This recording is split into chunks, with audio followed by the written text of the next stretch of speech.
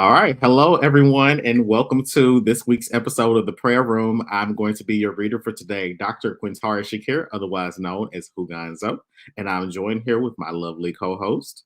Leah. I'm always, I guess I gotta, yeah. Anyway, so Leah, I'm so glad that we're here for a second week. What are we going to be covering? Okay. This episode. All right. So this episode, the spotlight is on Fulton County District Attorney Fani Willis and also Attorney Nathan Wade as allegations, I can't speak today, of a clandestine romance threatened to overshadow a critical prosecution. So there's little prosecutorial experience from Wade. However, that means his qualifications are coming under scrutiny. And today we're going to do a psychic reading that transcends the courtroom. We're going to delve into the mystic energy surrounding this legal battle and also questioning the unseen forces that could influence the fate of former President Donald Trump. From there, we're going to shift gears to the cosmic clash between Jeannie Mai, Jenkins, and Jeezy. They have a divorce going on right now, so we're going to check out their divorce saga that transcends the ordinary. We are going to talk about this prenuptial agreement. It's currently a battleground for unseen forces, with Mai citing an abbreviated negotiation window and concerns about financial disclosure. So we're going to talk about the psychic turbulence. Uh-oh, I lost you. I'll keep going until you come back. We're going to talk about the psychic turbulence that questions the fate of their union and explore the mystic energies guiding the resolution of their cosmic connection. All right, there you go. You back. And then finally, our journey will take us to the heart of Hollywood's hidden truths during the Color Purple press tour. So I'm not sure if everybody can recall the raw and emotional interview that Taraji P. Henson shared about unseen struggles of Black women in Hollywood, revealing the exhaustion and underpayment. Danielle Brooks also joined in, echoing the sentiment. So we're going to unravel the metaphysical dimensions of their journey. Well, thank you for such a lovely rundown of what we're going to be covering. So, who's first? Let's start. Do you want to start with Fani? I do want to start with Fanny because this shit has literally been everywhere. Like, if you Google anything about Trump's current case, this pops up. And as of right now, she hasn't denied any of the allegations. She's made a claim. Well, she speculates rather that she's under such scrutiny due to racism, which I think is a motivation for, behind why. I think racism is a motivation behind why she's experiencing this in her life at the present. But if these people have, my thing is like, if these people perform a private investigation, is what they found true? Like, regardless of what motivated them to look into it, is what they found true? That's what I've been wondering. Okay, yeah, I'm echoing that sentiment. I know the Wade's ex-wife, came out and kind of blew the spot on their affair. So I'm wondering, is she like a scorned woman? Like you said, is this true? Did they dig this up strictly because of Trump, or would this have come out regardless? Probably wouldn't have been as big if Trump wasn't involved, but I'm wondering if this would have hit the news regardless. I doubt this would have been as big either. I honestly, I mean, I don't think. I think that what makes this really interesting is that it involves President Donald Trump. I would love to do a face reading on them from this particular image and to analyze their body language to see what's going on between them.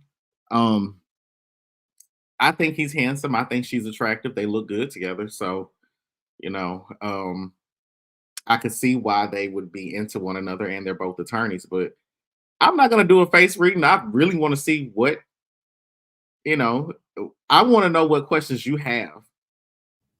Okay. Because you're always asking questions that the audience has for everybody. Like, everybody in the audience is always like, oh my God.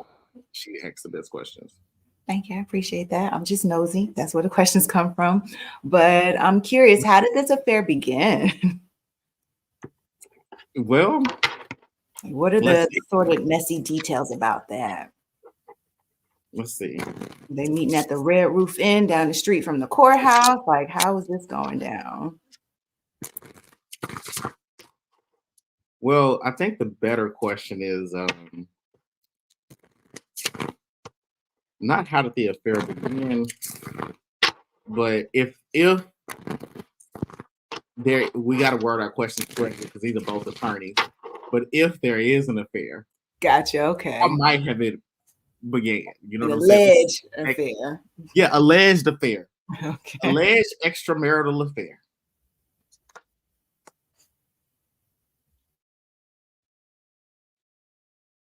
Okay. All right. So the first card that I got is the Queen of Diamonds. So, um, this is saying that Fani Willis is a woman of she has she's very judgmental and she has incredibly high standards um for what she likes and what she doesn't like. I know that she said, "Hey, I'm wearing a $19.99 Ross dress." Like she said this when she was addressing the allegations at um during MLK weekend. But he looks at her as someone that's important, someone that's beneficial to his career. He also looks at her as a very principled person, and she has very high standards for her behavior. Um, but not only that, there's a sentimental attraction that he has towards her. He feels like, and when I say sentimental attraction, that's intangible. That's actually one of the most um in my opinion, that's one of the most important types of values that someone can project onto you, or one of the most important types of values that someone can have towards you. And basically, basically, she has a high self esteem.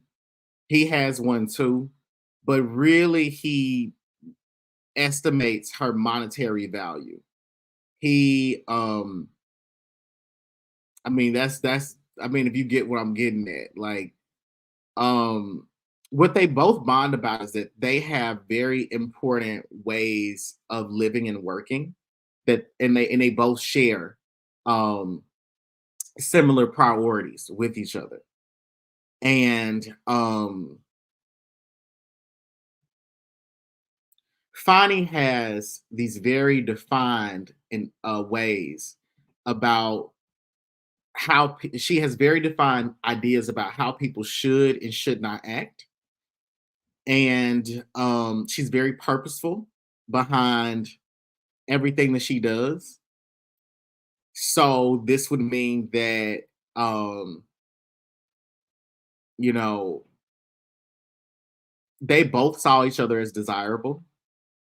She was really intentional behind how she chose to um, invest her time into their relationship. And for him, he saw that she was invested. He knows he knows what she's monetarily worth, and he also knows that she's labeled with a sort of esteem or a sort of importance. um I know people are like, okay, I got it, I got the point, but what else you got for me? Okay, what else I got for you? Hold on.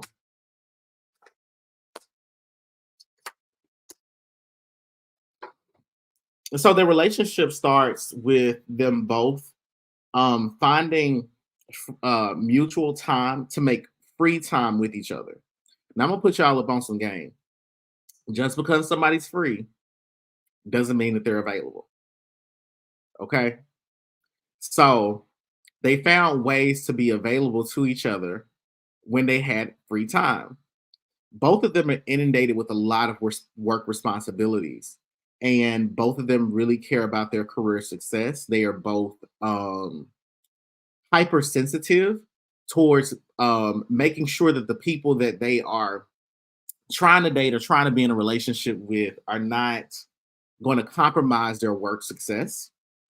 So they felt like, I understand you, you understand me.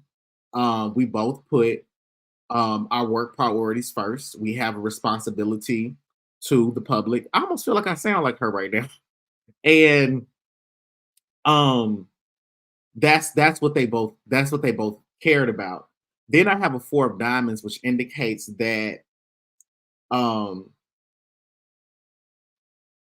they have a stable, because they share the same values, that created for them to have a stable foundation for a relationship. Now, I'm not saying I'm not qualified. I'm saying a relationship. I'm a sociologist, so relationship could be. I'm not going to qualify that as romantic or platonic. I'm just saying that there is a relationship there because obviously there are interactions. But um, they both see each other as a source of financial stability. Not meaning it doesn't mean that she wants his money or he wants her money, but they're looking at each other like you're financially responsible.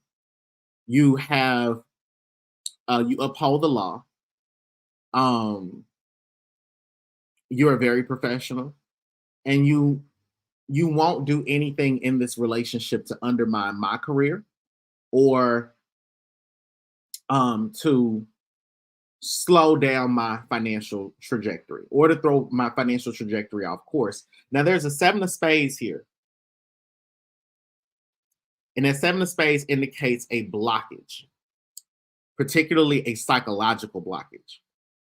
So it's taken a lot of dancing around their interests, like flirting with the idea of getting a little closer than just being cordial with one another. Now, this could mean having a close friendship. This could mean wanting to date, but um that seven of spades indicates that um they both had to discard um people and responsibilities that were only obstructing their ability to come together. They also feel like there's something magical about their connection, and that's what I have. Do I need to keep going on this particular question? Because I can. Um, no, I kind of got an understanding of like, maybe the behind the scenes of how this all started to transpire. I'm curious. I guess I want to save the Trump question for later, but maybe what does the future hold for them? Like, are they going to continue this alleged affair now that their spot has been blown up? Is it like, okay, I'm gonna pretend like I didn't know you?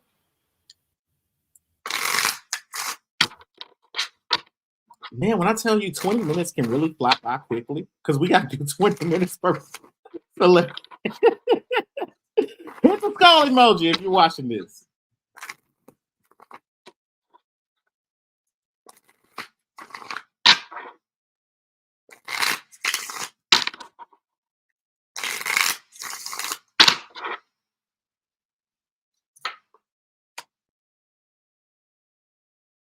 Okay, the first card that came up is the Queen of Spades. It's the Queen of Spades. And this is like the tough cookie card.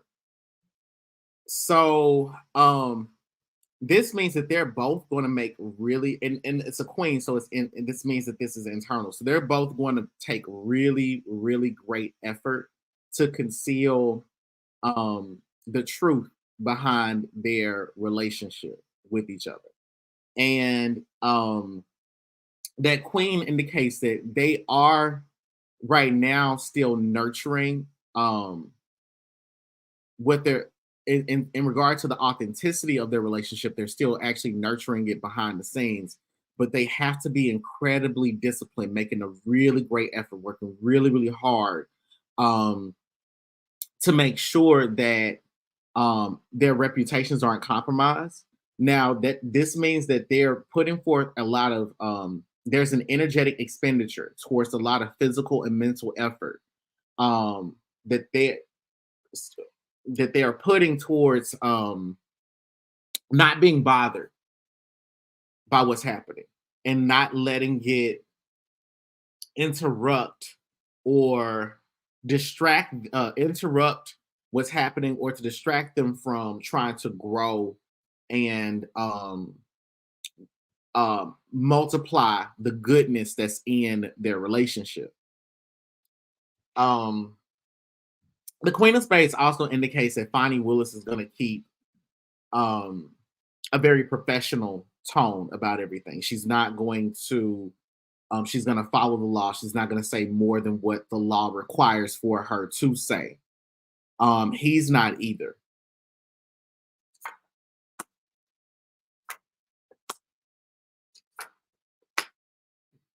So we got an 8 of clubs, 4 of clubs, a queen of diamonds again. So the 8 of clubs is what you think is who you become. So what people think about they're going to allow people to just think whatever they want to think. And that's what makes it so tough is because they want to um dispel the rumors, but they don't want to be caught in a lie. They want to dispel the rumors, but they don't want people to misconstrue what they're saying or to look more deeply into it than what they are making public. And so that 8 of clubs is essentially saying whatever you think is what it is, and we legally don't have to say more than that. We're exerting a lot of restraint in how we are choosing not to respond. Us not responding is a response. Us being silent is a response. And so with this Queen of Spades, this 8 of clubs is clarifying this Queen of Spades. The Queen of Spades is typically a card where it's like, stop trying to control other people. Control yourself. And so that's what they're doing. They're controlling themselves. They can't control other people's opinions. They can't control what other people think. They can't control what other people say, but they can control how they respond to what people think and say. There's a 4 of clubs here, meaning that they are trying to maintain their peace of mind. The 4 of clubs is also the card for strategy, particularly strategic communications, meaning that they are going to be obedient um, to what their attorneys or their publicists or attorneys and publicists can operate as crisis managers, but they're being obedient to what their crisis managers are saying. But then there's the Queen of Diamonds here, which indicates that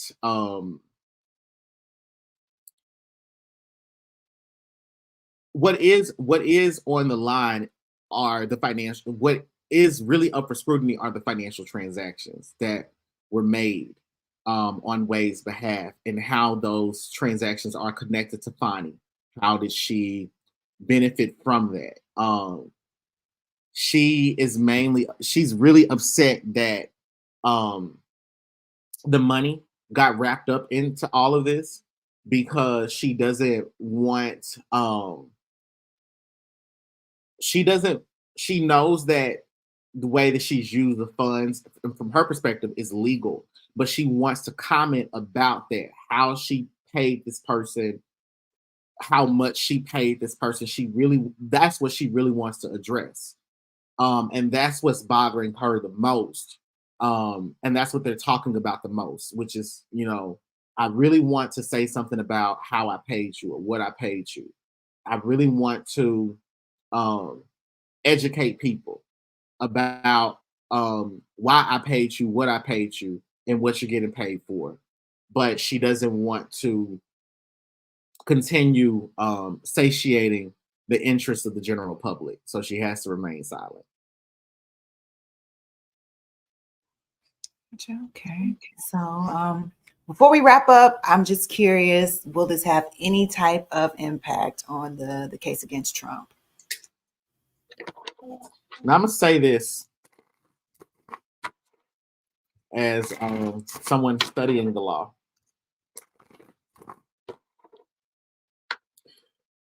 I doubt it will, because she hasn't done anything illegal. He's not her subordinate. He's a contracted employee. White people do it, you know. She's a black woman.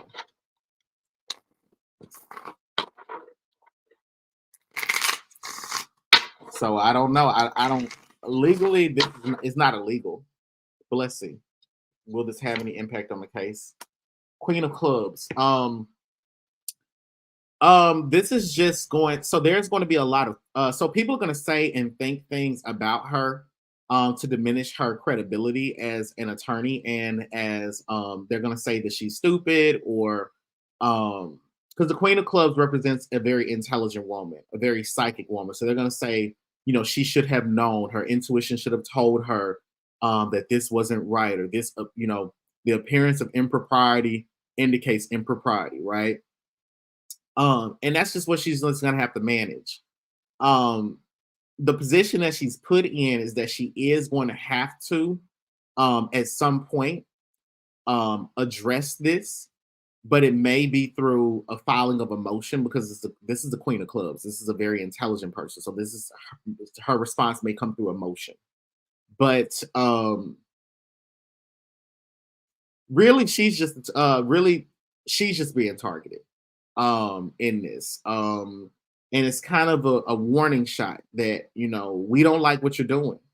And we want to damage your reputation by trying to attach rumors, speculative rumors, to your reputation. So this is like a scarlet letter for her.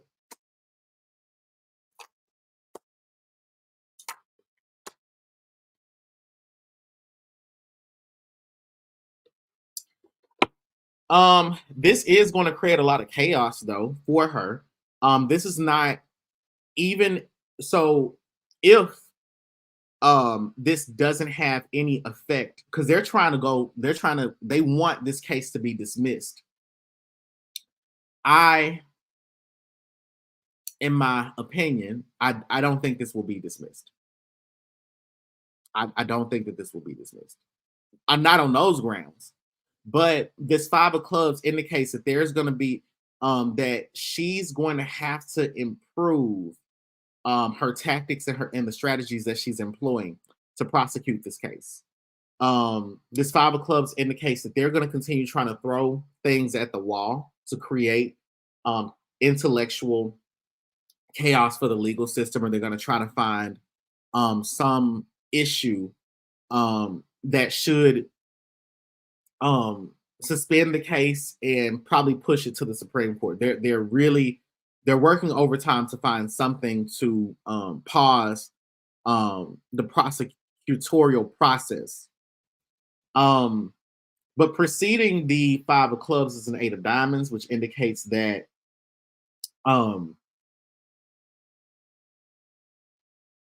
her value system is going to be scrutinized. Is she doing what she wants to do? How much does it cost to prosecute this case? And how long will this take? Because that's what the 8 of Diamonds is saying. How long will this take? And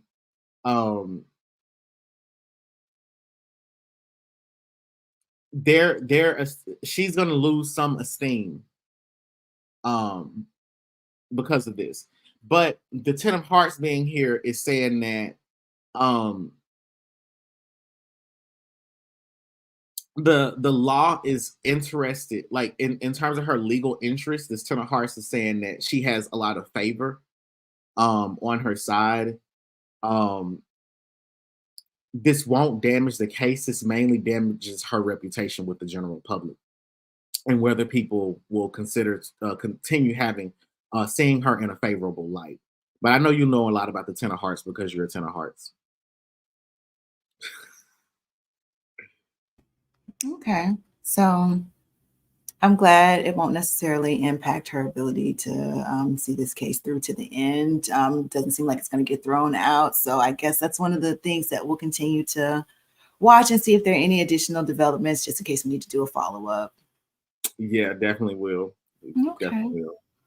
If you're looking for my personal page, someone asks, what's my personal page? If you're looking for my personal YouTube page, just search for Quintarius Shakir or Dr. Quintarius Shakir, and you'll find my personal YouTube page where you're going to see all of my content specifically from me on my channel. Next. Okay. Oh, are we going to pray for her or are we going to send her to hell? I'm going to pray for her. I'm not going to send her to hell just for getting a little bit of dick on the job. I don't think that's worth going to hell. But it's extramarital. Sometimes you can't let somebody else keep you from the love of your life. Just because he married don't mean you don't pursue the love of your life. I don't know, but I'm going to pray for her. I'm not going to send her to hell quite yet. Maybe if more details come out, like, she slashed the wife's tires or something like that, then maybe. But right now. Okay, Aaliyah Keys. Okay, Aaliyah Keys. That sounds very Aaliyah Keys. It does. And I don't condone extramarital affairs, but I feel like she hasn't done anything worth quite going over to hell yet. Maybe I'm going to send her to purgatory. I'm going to pray for her. Okay. Well, I'm going to pray for her. Okay. I'm going to pray for her. Who y'all reading? Well, Keisha, we're reading if you look at the description of the video, it will show you who we are reading on.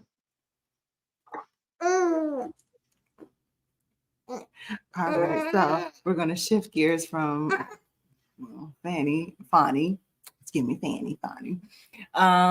we're going to talk about Jeezy real quick before we get into The Color Purple. This is messy. I'm curious, yes, about the details of the divorce. Like, if you could, give us a little bit of insight into the marriage, but also the details of the divorce. But you said The Color Purple. Yes. Well, do you want to do The Color Purple next, or you want to do Jeannie and Jeezy first? Yeah, get them out the way so we can spend the rest of our time on The Color Purple. Okay, well, yeah, because she like her black meat on the side, right? But she made it a main course, and now it seems like she about to put it back to the side again. Well, I think he liked his yellow rice as leftovers. I don't know. I got a lot of personal opinions about their relationship. I don't think that Jeannie Mai is interesting as a celebrity, in my personal opinion. And I don't even think, and this scandal about her is really lukewarm. Jeezy's the one that's making it interesting. The interracial aspects of this makes it gossip worthy, in my opinion. That's just my opinion. Let's get into this read. Okay, so I just want to know the details about their marriage and their divorce. Like, what do you see about how their marriage was and what initiated the divorce? Yeah, that's messy. That's messy. Hit the pineapple emoji if you think that's messy. Y'all. Okay. Let's see.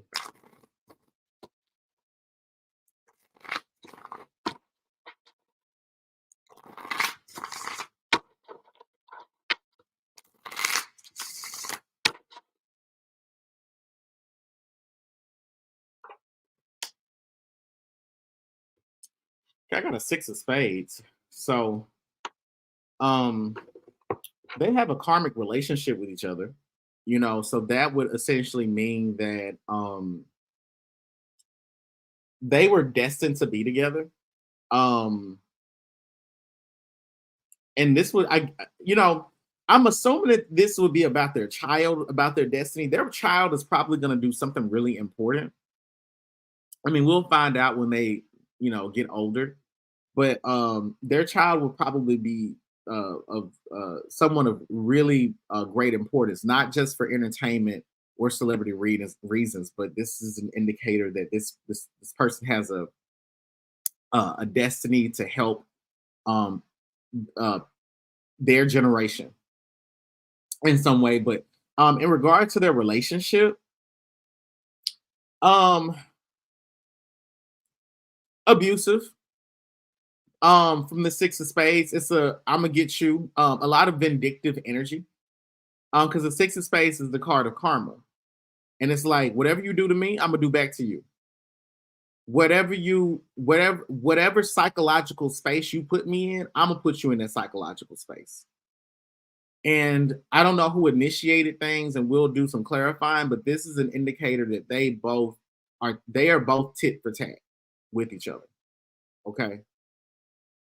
And I feel like I'm making sense because as I'm saying this, things are playing out in my head, and I'm like, and especially because this is interracial and this is her first black relationship, and we know how niggas are. Oh, you ain't, oh, she ain't experienced that type of petty. You know what I'm saying? But anyway.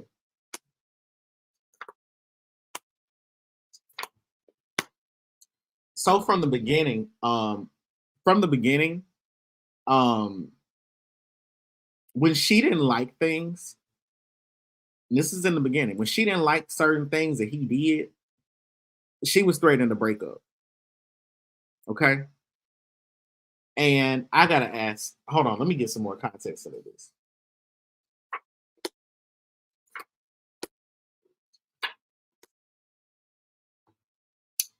But she was also the one that wanted to get back together. And she has a tendency to get easily frazzled in arguments. And some of the ways, and she also has a need to be loved. And she cares like she I think that she thinks that she's healed, but there's a wound that she has where she feels that she will never get enough love or enough attention. Um, she did want to have a baby with him, and I think that that's where a lot of the tension came from, was that he was showing her the signs that he wasn't trying to be the family man that she, like the way her dad was. She wasn't seeing those elements, those characteristics in him. And when she didn't see those things, off of impulse, she would say that she wanted to end things with him.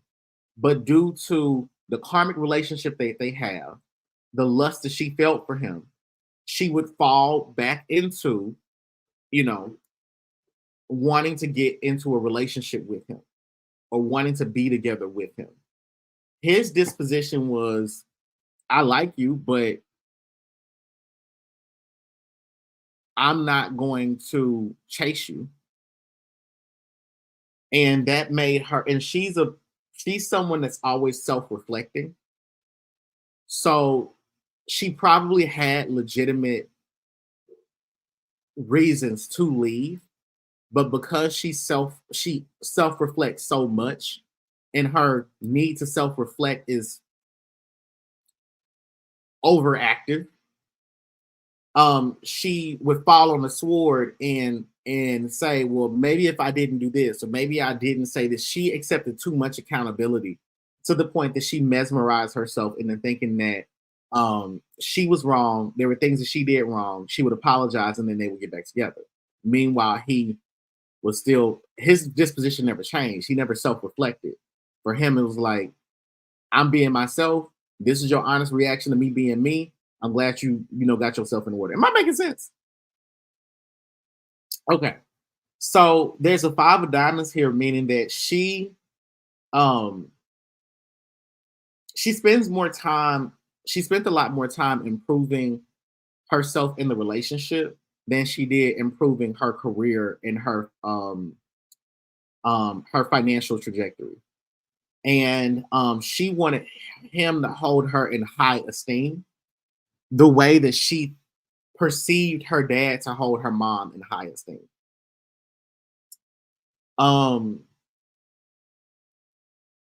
They did have a really good friendship.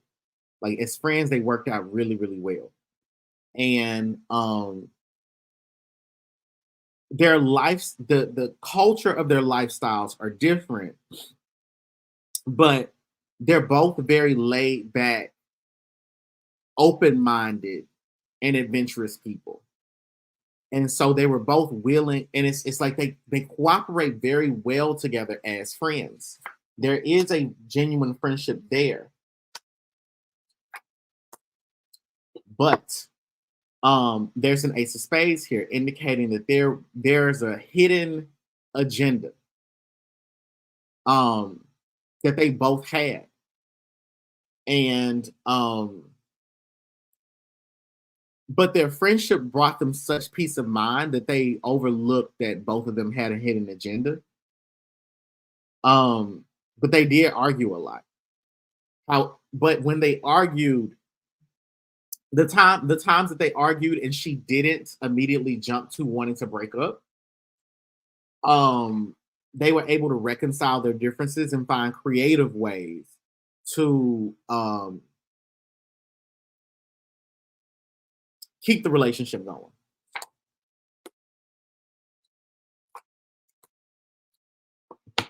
His hidden agenda is that he discards, for him, he conceptualizes relationships. So relationships for him it's something that he idealizes and thinks about. And it's easy for him to discard a relationship when he feels it doesn't serve him. For her, she's perpetually dissatisfied and she can't get enough love. And she's always trying to work on her ability to self-love, her ability to self-soothe. And because she's so focused on self and she's so focused on the relationship, a lot of the time she feels like she's the only person in the relationship, the only person working on the relationship. And finally,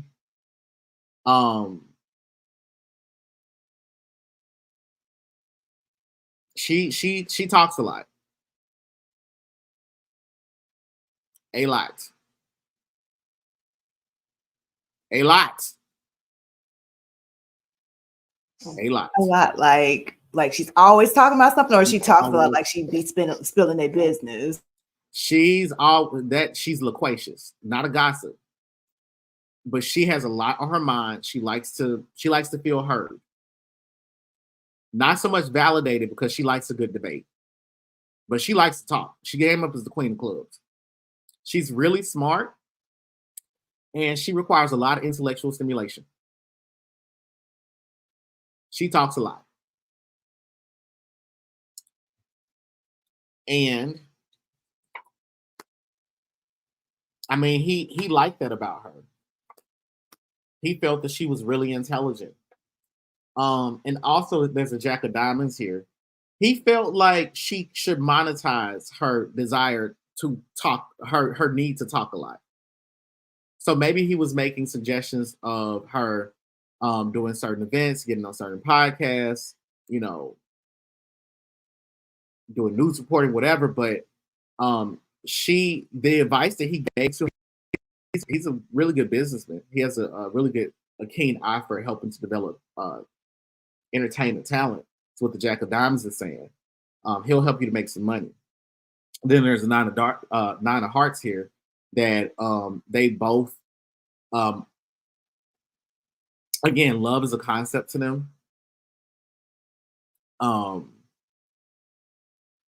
Something that they both can talk about and idealize, but at the same time,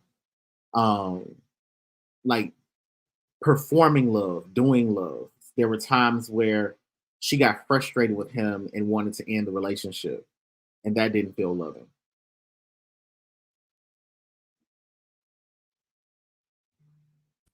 Okay. I'm wondering, is there anything that you'd like to add before we move on to the color purple? Because I want to save all the rest of our time for the color purple. I don't need to know nothing else about Jeezy and Jeannie right now. I mean, you don't think nothing about her saying like she needed more time to look over the prenup? Yeah, well, I'm curious why she didn't check it out before she signed it. And I'm wondering whether or not she's gonna be able to contest the prenup, or is she just gonna have to follow through with what the prenup says since she signed it or agreed to it.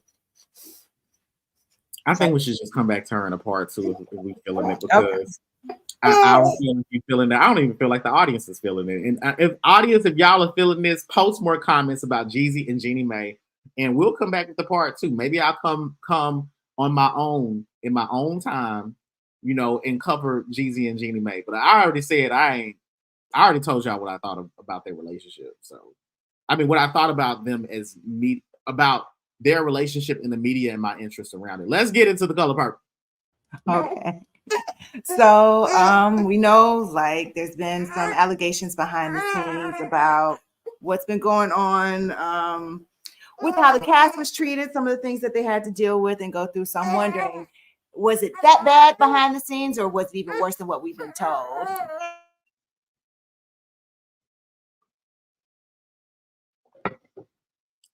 Let's look into The Color Purple's work conditions.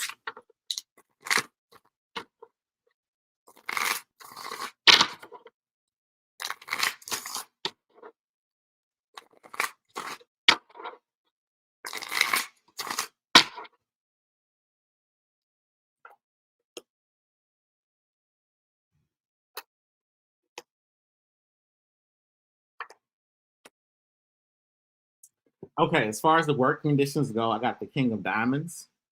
The King of Diamonds is one of those cards that's like, do as I say, not as I do. And so what this means is that, as you all know, this film cost $100 million. All right, on the low end.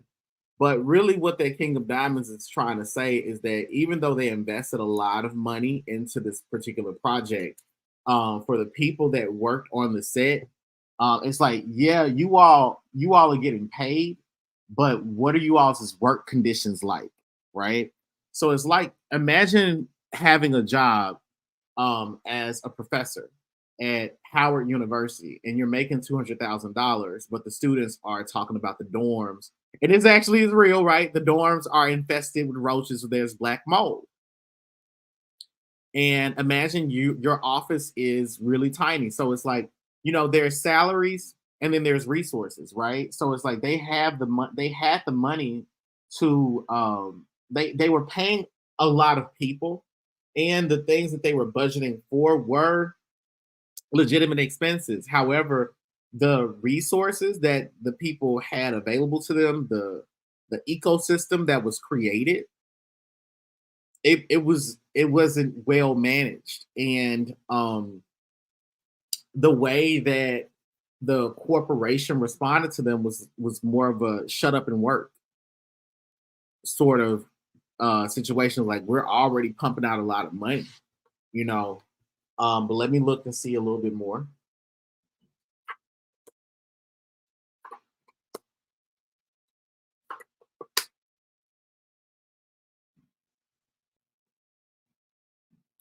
So this is about Warner Brothers, and I'm gonna say this: I know a little something about Warner Brothers because I've been playing Mortal Kombat, and Mortal Kombat is unfinished.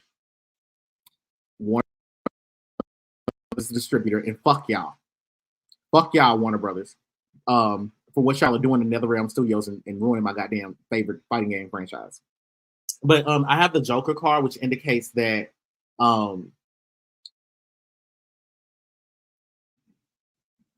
they took their complaints seriously, but at the same time they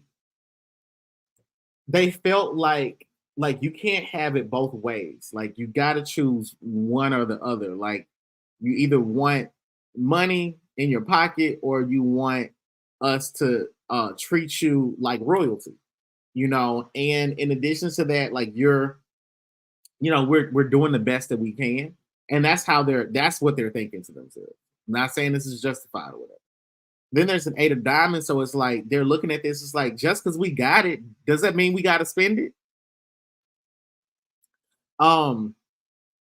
They also felt like the company also felt like they were being taken advantage of, because it's like, They're saying like you all are looking at us in high esteem, which you all should. You all look at us as though we have a lot of money, but at the same time, um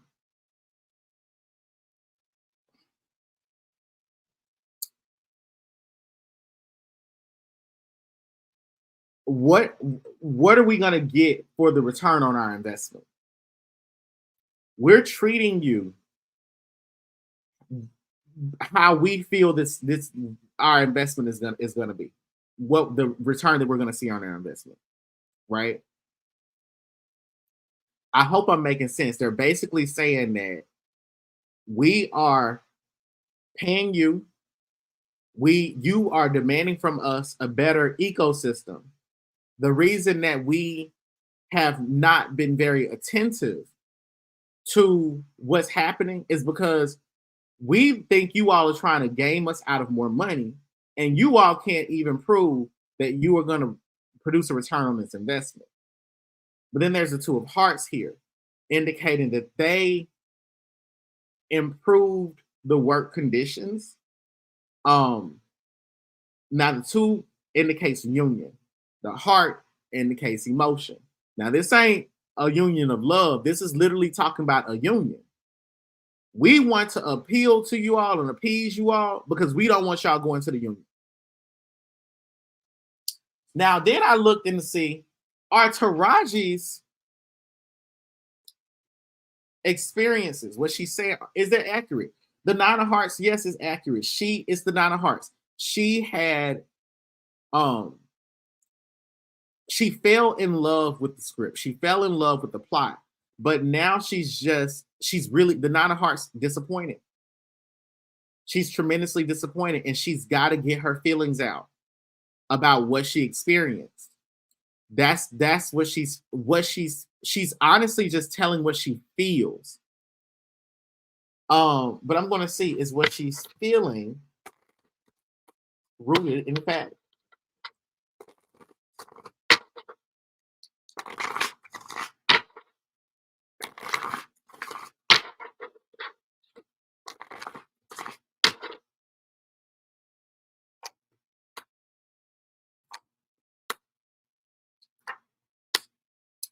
King of Clubs.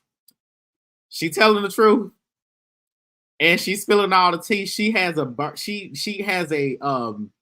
a macro level understanding. Like for her to come up as the King of Clubs means that Taraji's not just an actress. She has an understanding of each and every role each and every job and job responsibility. She knows what the producers do, what the executive producers do. She knows what the creator does, the distributor. She knows what the corporation does. She knows the people that are in the corporations, and she's actually trying to restrain herself from naming names. And with this King of Clubs being here, is saying that the amount of knowledge that she has, like she's only touched the tip of the iceberg for like some of her grievances, right? It's also saying here with this Three of Diamonds that she honestly took this project because she was like, I'm interested in it, and this is just another source of income. She didn't look at this project as though this was going to make or break her career. But she would, and when she saw the what they were willing to spend on it, she was just surprised. She was surprised at her experiences with the working conditions. But she also wasn't surprised because she knows the business executives and their reputation for how they can put people in certain positions and predicaments. She knows that they were doing that because they're like, you think that I'm not going to make you any money. Therefore, you're trying to send a signal to me that I'm not valuable. Is it making sense? Okay. And this Six of Clubs here is a card of revenge. Just like Anytime you see a six, that's a I'm gonna get you back. And this six of clubs is saying, there are things that I know, there are things that were said to me, and I'm gonna repeat them. I'm sure there were times that she was on that set and she made a complaint about something. And she said, I'm going to address this. And when she said address it, that not only meant that she was, she said this, that not only meant that she was going to make a phone call to Oprah, but it also meant that, hey, I got to get my feelings out. And who's she going to get them out to? Not to those executives.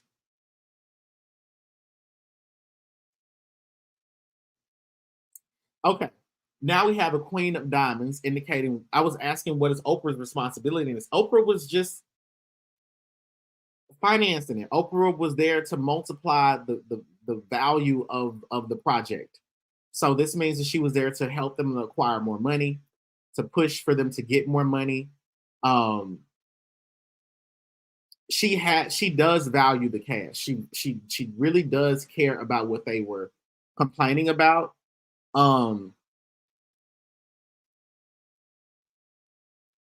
And with her being a queen of diamonds, it indicates that she's seen as a business executive. Even though she was just an executive producer, she's seen as a business executive, and because of that perception, and she knows that people had that perception of her, she started to push for things that were not within her normative realm of responsibilities for her job.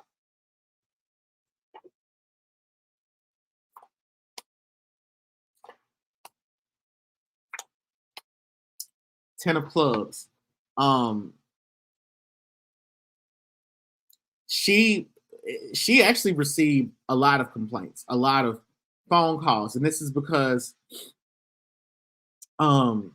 in order for her to show that she values you, she has a lot of down to earth interactions with you. So she might have called a lot of the people personally, and so she was receiving a lot of calls. It was kind of like she was an anonymous complaint box, except the calls and complaints weren't anonymous. There's a six of hearts here. She wanted to be the peacemaker. And then there's a two of clubs. Again, this is talking about a union. And first of all, this two of clubs is saying that she feels that she has a soulmate relationship with this film project in itself. But really, she did not want the actors, actresses, production crew, and all of them to be talking to the union. She didn't want anything to happen that could derail the creation and the release of this film. Okay. Now, I'm curious along the lines of kind of like what VK posted. How did the rest of the cast feel about what Taraji revealed? Did they feel like, okay, I'm glad she's speaking up about how the conditions were, or were they kind of like, okay, girl, why are you telling this business to the public? Well, let me see if I can find a real quick clip. Let me see if I can find it, because I know that Taraji has said that they were given rental cars to drive themselves. Let me see. Is this the appropriate clip? Yeah, I found. So I'm gonna share this clip because maybe you know what I'm talking about. Hold on one second.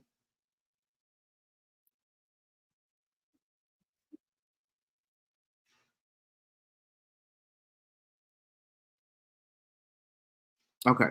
So maybe you know what I'm talking about, where Taraji was saying that they had to drive themselves to the set. They were given rental cars, but she wanted, she was like, we're in Atlanta. I'm a celebrity. I need to be driven to the set. I need a personal driver. You know what I'm talking about? And Fantasia, I don't want to say she responded to that, but there's a comment that Fantasia made that we could potentially interpret it as at least linked to Taraji's complaint. You seen that? You know what I'm talking about? She said something along the lines of, I'm a Southern girl or something like that. I don't mind driving myself. Right. So let's, just so the audience doesn't think that we're lying, let's look at that real quick. There isn't anything, because what I know is you've been a champion of Taraji and everybody.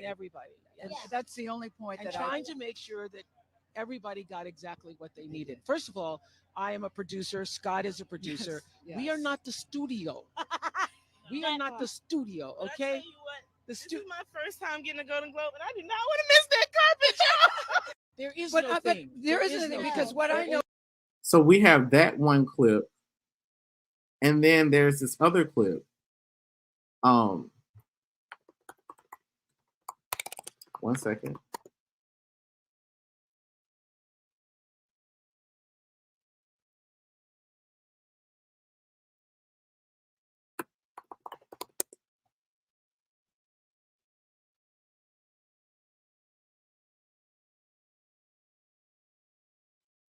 Let me see if I can find it. Hold on. I have it. I gotta send a message to myself. So y'all just give me 20 seconds. And I promise you that we're gonna get back to the reading. But I want y'all to look at this clip and tell me what y'all think.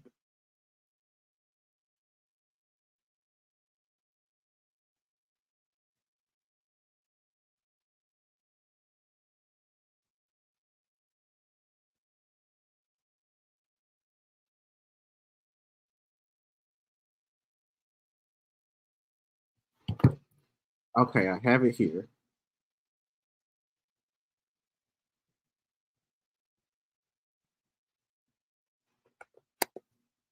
All right, y'all. Here it is. Tell me what y'all think. Do y'all think that this is shade or not? I asked for my own car because I like to drive myself. I'm a Southern woman. I'm gonna play that one more time.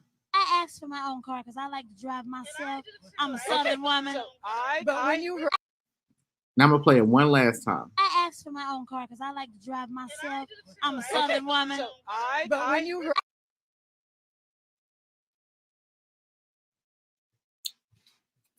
If you think that Fantasia was throwing shade at Taraji, hit the 1. If you think that Fantasia was not throwing shade at Taraji, hit the 2. If you don't care, hit the 3. Aaliyah Keys. Yeah. Aaliyah Keys. Yes. What number you hitting? I don't know. I guess I don't want to believe she was throwing shade, but it does come across a little bit shady.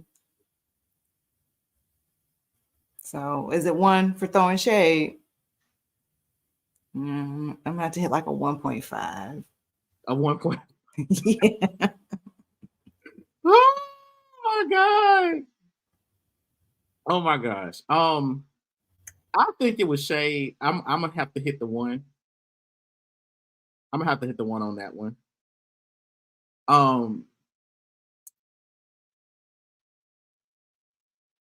What's your next question?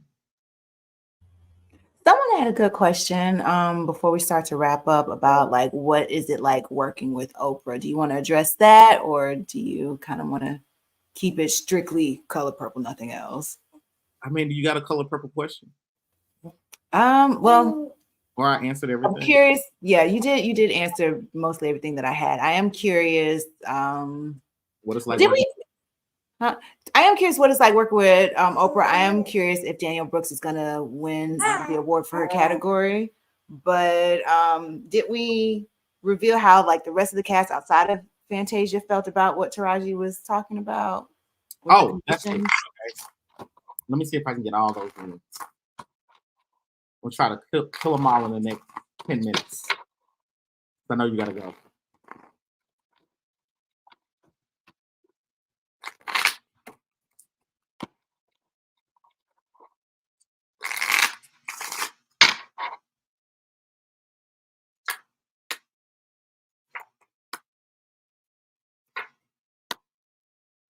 How did the rest of the cast feel? There's an 8 of diamonds here. They're gonna say they value the opportunity for themselves. They are grateful for the pay that they receive. This is an invaluable experience to them. And they don't have feelings about what she said. They are staying in their lane. Like everybody on the cast is staying in their lane. And they are only the 8 represents infinity, so they want to keep an infinite amount of opportunities available for themselves, right? And they don't want to issue any premature judgments that could hurt or derail their career. Not only that, they are going to remain principled in their behavior. Because their money is very important to the way that they live and the way that they work. And it's not to say that that's not how Taraji feels, but they just have a different way of approaching it because they're like, my money, I can't. And this is what I'm saying. So I got an 8 of diamonds. They want this to create new work opportunities for them. They want to create new streams of income for themselves. There's a Jack of diamonds here. They think of themselves as a product. And so they want to continue selling themselves and to make themselves profitable. The 7 of clubs is here. We got a 7. The things that she said, in their opinion, are spiritually enlightening. The things that she said are educational. However, the things that she said, because they're staying in their own lane, are going to create some spiritual blockages for her. And they don't want to create spiritual blockages for themselves. The 7 of clubs is also an indicator that they are it's an indicator of pessimism and optimism. So where's the optimism? They are optimistic that by being principled in their behavior, showing that they valued the work that they were offered to do, that they'll be fine. But the thing with values are that sometimes values are judgments, and you have to express what you believe to be right or wrong, especially about when it comes to how you live and how you work.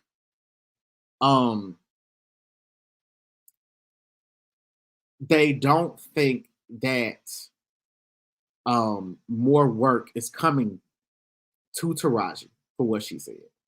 That's just what they speculate.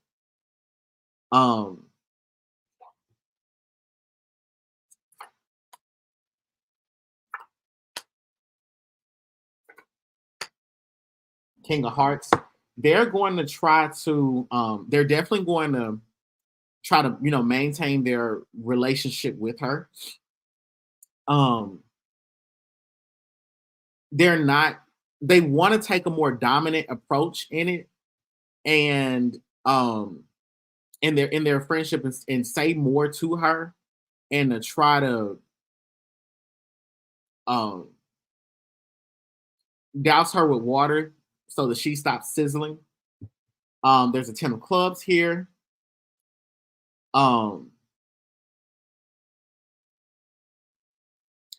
If they are a cast, if you see them as a group with her, they're not gonna say much. And I don't know this for sure. I haven't watched the group conversations, but if they're a part of a panel, they're not gonna say much. They're gonna let her do the talking. Then there's a 7 of diamonds here. They're letting her do the talking because they're like, I could either make $1 million or I could create some financial blockages for myself if I say the wrong thing. So Taraji would have to provoke them into saying something, or she have to ask them a question, and then they, like, didn't that happen, Danielle? Didn't that happen, Tasia? Whatever. Gotcha. Okay. So, like, your answer makes me think of this quote by Monique that I'm paraphrasing, who also worked with Oprah, but something to the effect of, my sister done burned too many bridges and there's nothing I can do for her at this point. Right. Okay. We can discuss my opinion about what Taraji said and how she handled things. I'll share this with you all as a communication strategist. I think that she should have waited about 2 or 3 years and aired out her grievances in a book.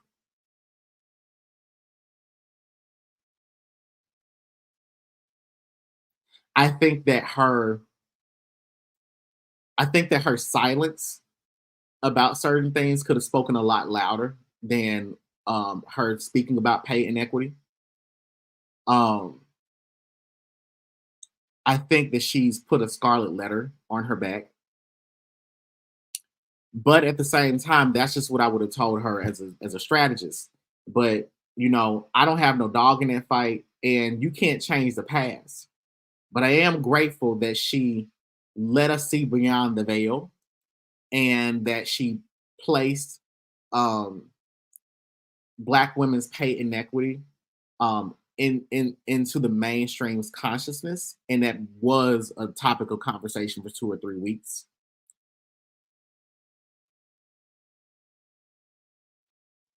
Next question.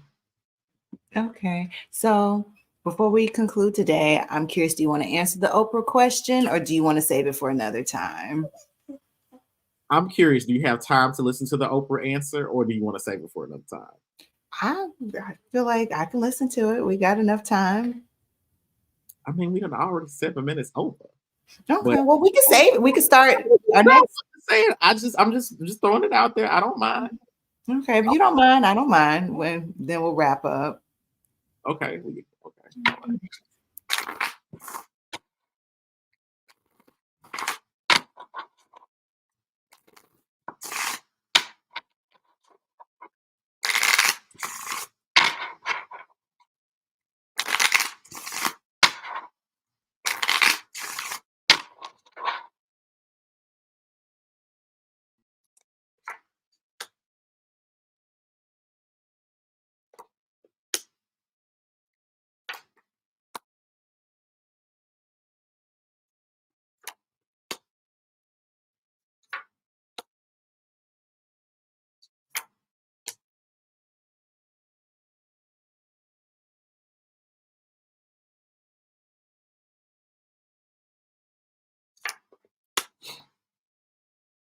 Okay. Okay. What's it like working with Oprah? We got a 10 of spades. So when you're working with Oprah, there's a lot of work to get done. It's not easy in terms of the physical labor, the amount of hours that you're going to put in. She's a perfectionist, and you're going to, when you finish working with her, you're going to understand why she is so successful. You're going to have a respect for her work ethic, and you will start to start to pick up on certain aspects of her work ethic. She is someone, like, working with Oprah is a form of initiation, that once you work with her, you're going to forever be changed. And there will be things that you pick up on that you carry with you for the rest of your life, and you execute in each and every project that you do with her. There's a lot of people around her. And you will find that she's accessible when she wants to be and inaccessible when she wants to be. And so it's really difficult for you to determine if she's genuinely busy or ingenuinely busy. In terms of some of the shadow sides of working with Oprah, like the challenges that you'll go through, you will get paid well. But because of that, she also has an expectation that you're going to work hard. And she's very doting and very hands-on. She shows up as someone that's really type A. She's the queen of diamonds. And so it's not to say that she's going to say, well, I'm paying you this money and you should do this for me. But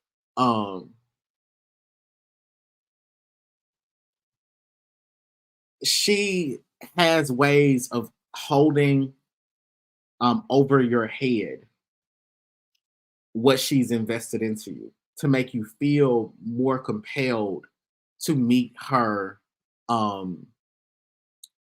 standards for work, or her workplace standards.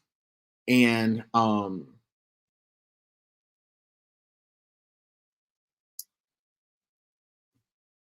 she also uses her humility to gain friendship from people. It's a form it's a form of manipulation. I mean, everybody has their shadow sides, right? But like she's gonna show up as a very selfless person, very humble, as though she has a lot of integrity, and it makes you feel like, well, damn, like she's doing all this for me, I've got to give in. The outcome of working with her, Six of Hearts, she's not going to make you feel bad. If you feel bad about something, it's because it's something that has to do with you. It's not to say that Oprah's always right, but it's really hard to have evidence that she did you wrong. Because there are so many people around her that she might say that, oh, that was a procedural issue that affected you. This was a business operations issue that affected you. I know that I'm usually available, but I was really busy. Really hard. Like she's someone that's she knows the law, she knows business very well, so it's hard to hold her accountable because she doesn't really leave she doesn't leave digital footprint, she doesn't leave a paper trail. Okay. Now in terms of how she thinks and what she knows, she's very intuitive in terms of like understanding your work ethic. She fulfills her promises. She's not absent-minded. She remembers everything that she says that she's going to do. She keeps good good records and transactions. She also remembers. So again, that's just a part of her being type A.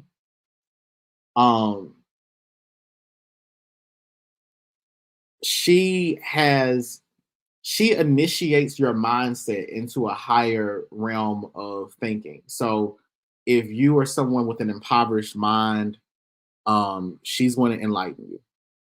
And she's going to show you what you're worth. So it's like with this Color Purple film, like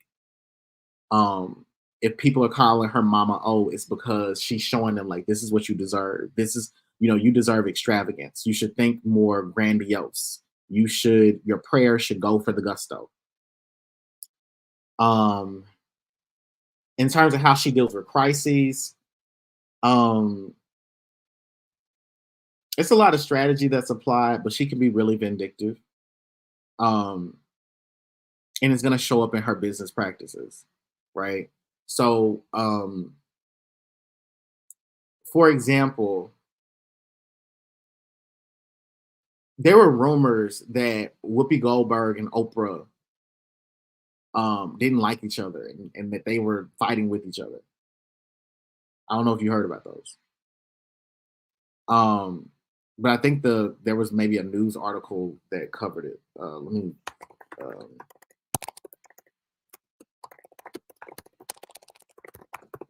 me see. Where did I get that from? So y'all don't just think I'm just making it up. So yeah, y'all know I live out here in Atlanta. So it was the Atlanta Black Star that was talking about this. You can see the headline here. Oprah Winfrey fans say nasty energy is at play amid speculation that the mogul snubbed Whoopi Goldberg during Color Purple reunion on The View. So y'all can go and read this for yourselves. I'll just scroll a little bit so that y'all can hit the pause button and look into it. Also, and I'm gonna bring this back to the reading, and I have to put this in context so y'all don't just think I'm making up stuff. But so in the context of the reading, and then there's also this article. You all should read this one too.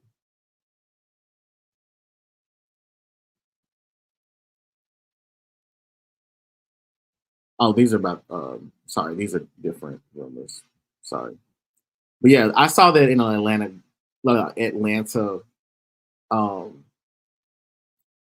Star, Atlanta Black Star, and then where else did I get that from?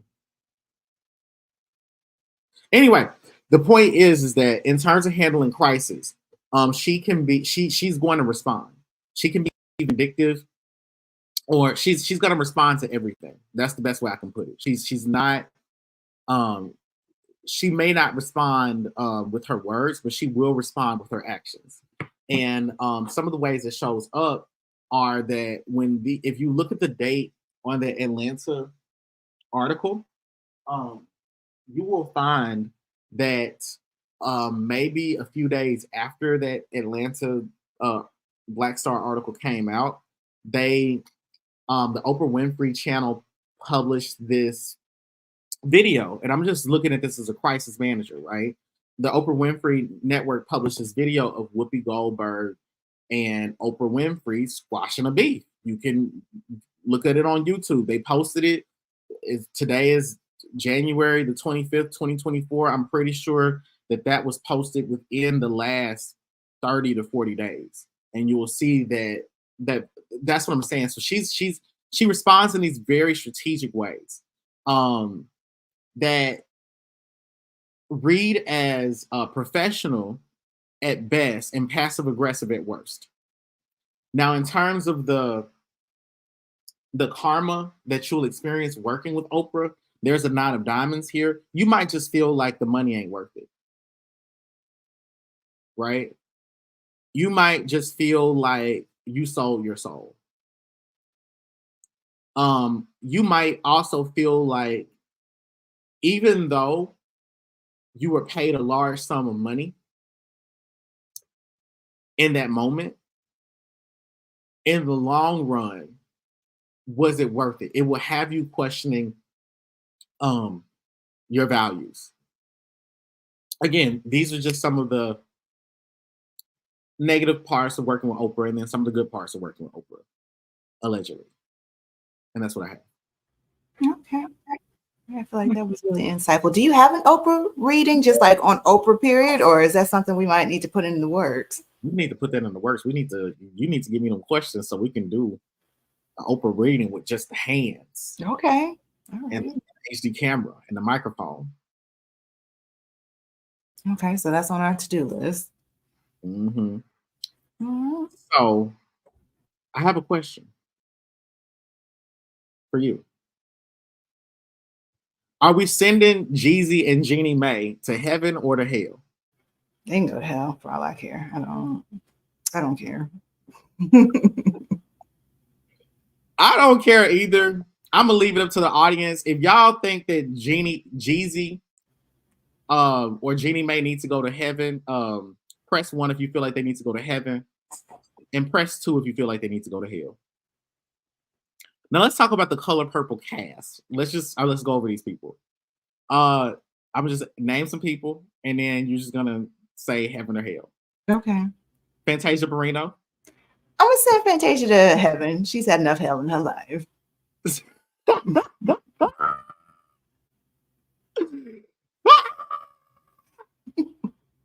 I'm gonna send her to heaven.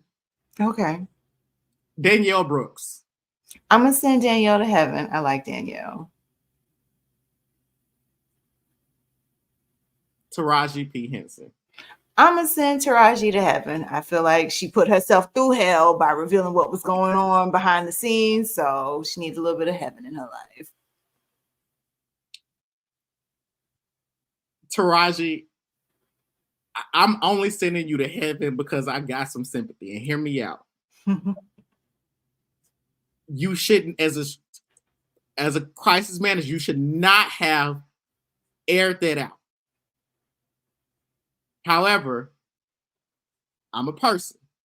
I don't think that Black women should be punished when they say I'm underpaid and I'm a struggling actress, I'm a struggling teacher. I don't like that they should be punished. So I feel like sending you to hell for not taking my strategic crisis management advice that you never consulted me on. I feel like that would be punishing you. So that's the only way you're getting out of this one. The only way.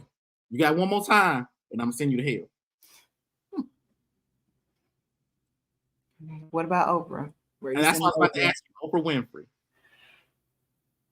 I feel like Oprah done some stuff behind the scenes that is worthy of hell. So I'm gonna have to ship her on down there. Damn, why you wanted everybody be feeling me like I feel like Oprah done did some shit. They like, there are no ethical billionaires. So like you had to get your money by stepping on somebody along the way or doing a little bit of dirt behind the scenes. You think Rihanna did that? Maybe a little bit of voodoo or something. Allegedly. Oh my That's God. the key word. I do believe that there's a such thing as an ethical billionaire. I don't know. Maybe you can convince me once you make your first billion. How about that? I definitely will. Definitely will, but then I practice voodoo, allegedly. Allegedly. Okay. I really enjoyed this with you. Me too. So we're going to do it again next week? I'm going to try to do it again next week. If not next week, then the week after that. I got to check my schedule. Okay. Well, shit. Let me know. Aaliyah Keys. All right. So I will close this show out.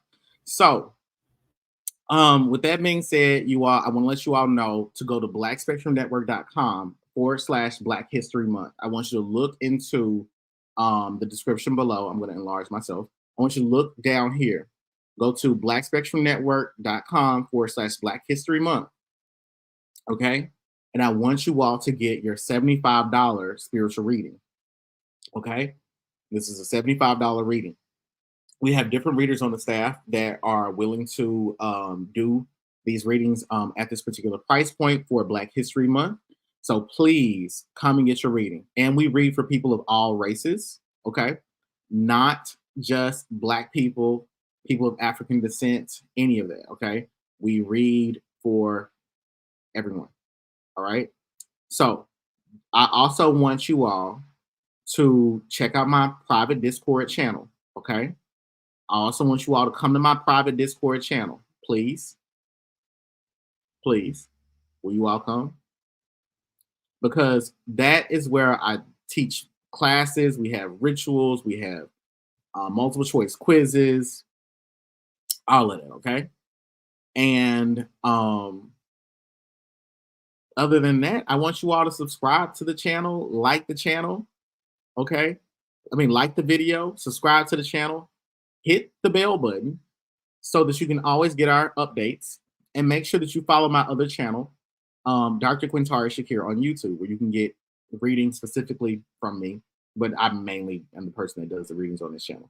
Okay, that all being said, I leave you all with these words of wisdom from the rapper Jeezy. Say it with me, y'all. Gave mercy to these hoes. What would Jesus do? I have been your reader for today, Dr. Quintari Shakir, otherwise known as Huganzo, and I'm joined here with my lovely co-host, Leah.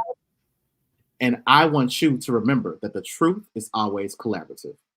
Bye.